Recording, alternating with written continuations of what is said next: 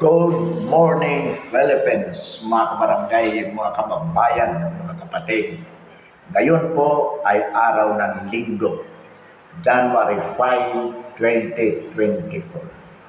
Namamayagpag po sa balita ngayon ang pagkatanggal kay BP Sara at ng dating Pangulong PRRD mula po as members of National Security Council.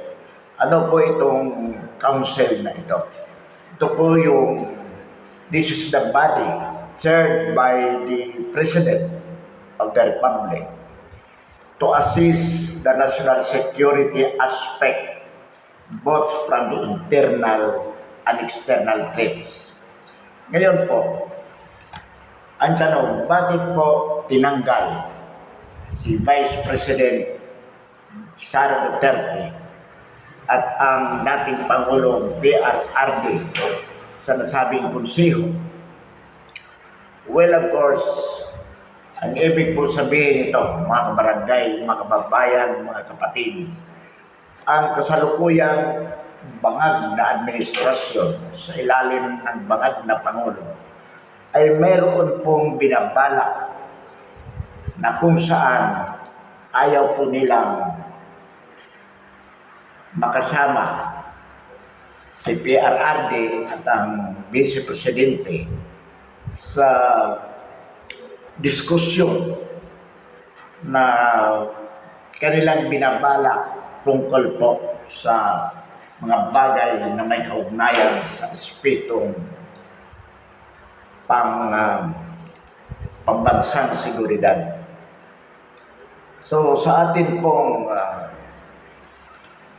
palagay dito, mga kabarangay, mga kababayan, mga kapatid, ang kasalukuyang Pangulo ay nais na gayahin ang ginawa ng kanyang ama na si Ferdinand Marcos Sr. na nagdeklara ng martial law noong 1972 at tumagal ang kanyang panunungkulan hanggang 1986 nang siya ay mapatalsik sa pamamagitan ng EDSA Revolution.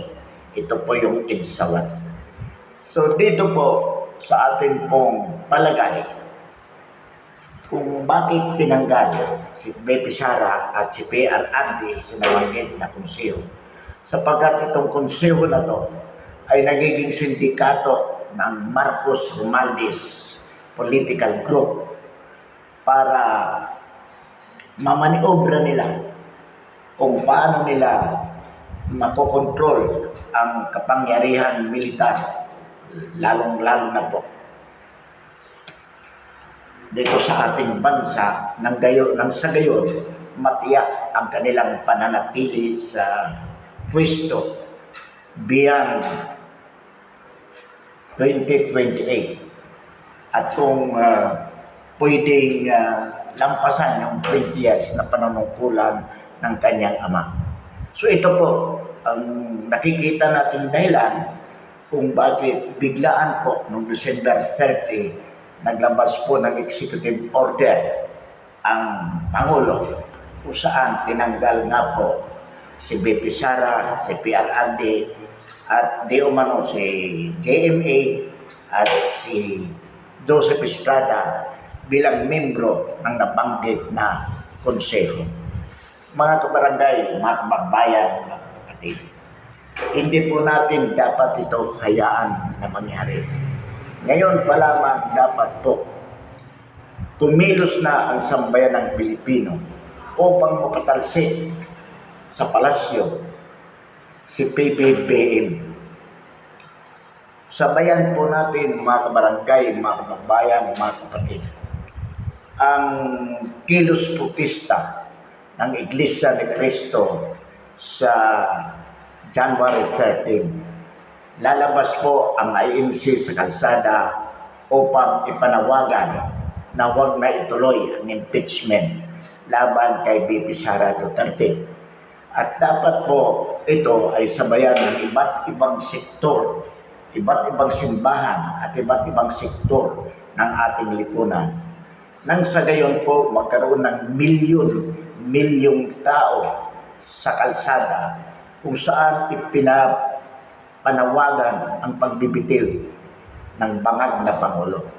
At sa atin pong paniniwala, mga kabarangay, mga kababayan, mga kapatid, kapag nakita po ng military at ng pulis na mayroong mga milyon sa lahat po ng bahagi ng ating bansa na nananawagan upang magbitiw bilang Pangulo si PBBM, mayroon pong mga sundalo, both active and retired, armed forces personnel at PNP na magdideklara ng kanilang withdrawal of support from their Commander-in-Chief in the person of PBBM.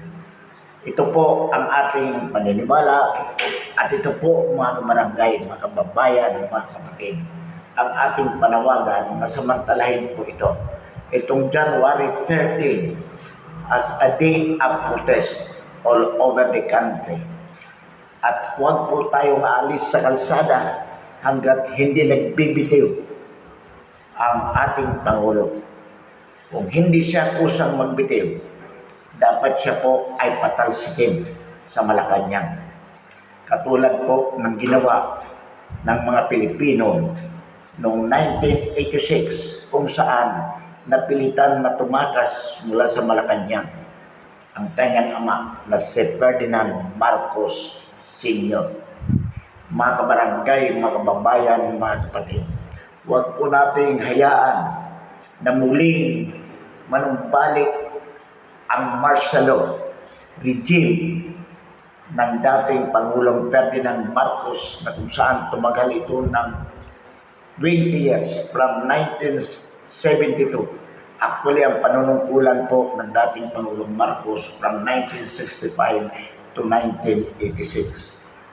1972, nagdeklara po siya ng martial law. So ito pong si BBM, si Ferdinand Marcos Jr. ay nais pong tularan ang ginawa ng kanyang ama at hindi po natin ito mapapayagan. Alam po natin, iba po ang sitwasyon noon at ngayon. Kung dati mahirap i-disseminate ang mga informations for a very limited means of media communication, kabaliktaran po ngayon.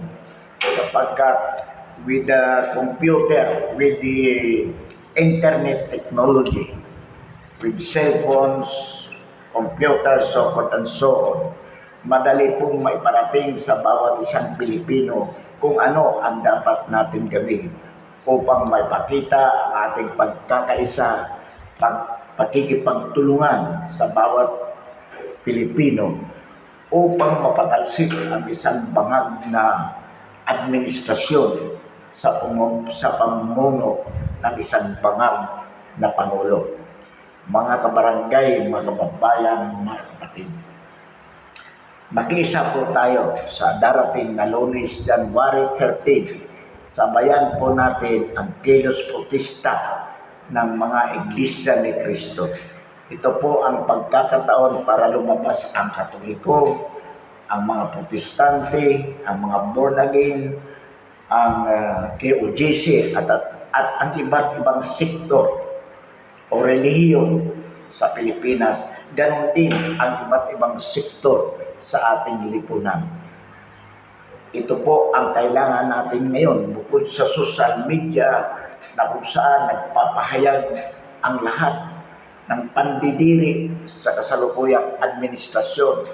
Itong ating pong mga pahayag sa social media kung saan kinamumuhian natin ang kasalukuyang administrasyon dahil sa korupsyon at dahil sa walang humpay na pagbabaliwala sa interes ng masang Pilipino.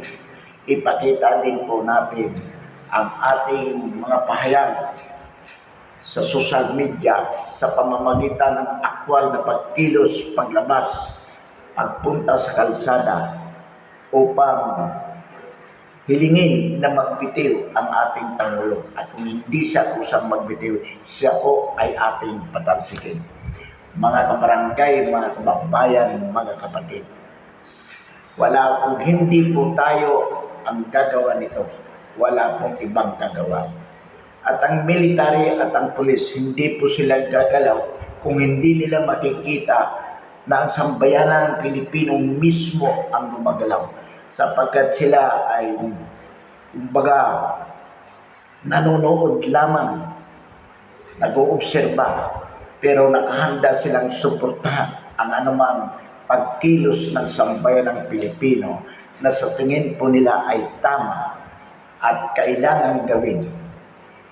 Totoo po, mga kabarangay, mga kababayan, mga kapatid, na ang military lamang ang makakapagpaalis, makakapagpatalsik sa isang Pangulo. Ngunit mahalaga po ang papel ng sambayanang Pilipino, sapagkat hindi po, katulad ng nasabi natin, hindi gagalaw ang military kung hindi pangungunahan ng sambayanang Pilipino ang kilusan ng pagpapatalsik sa bangag na Pangulo. So kailangan po makita mauna muna ang sambayanang Pilipino na kumilos at gumalaw upang mapatalsik ang ating Pangulo sa pamamagitan po ng EDSA Tris. At pag nakita po ito ng mga military at ng pulis, katulad po ng nangyari ng EDSA 1 at EDSA 2, napakadali po para sa kanila ang magdeklara ng withdrawal of support to the Commander-in-Chief at install po ang pangalawang Pangulo bilang kahalili. At pag naroon na po, installed na ang pangalawang Pangulo, iminumungkahay po natin na magdeklara ng revolutionary government nang sa gayon po pati ang kukurap na Kongreso ay mabuwag. At sana po pag-usapan natin kung ano ang ipapalit na uri ng pamahalaan. At sa ating pong paniniwala, mas mabuti po na ideklara o isulat sa bagong saligang batas ang parliamentary type of government